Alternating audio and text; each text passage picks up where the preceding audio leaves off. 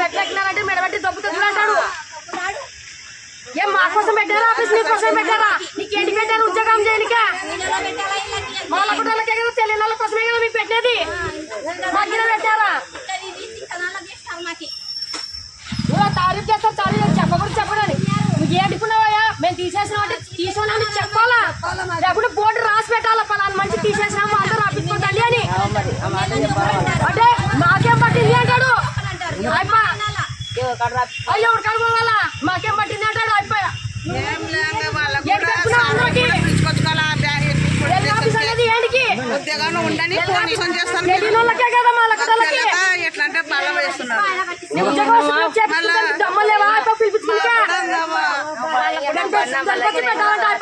మా పొద్దుపులో డబ్బులు అప్పు మేము కట్టాలంట.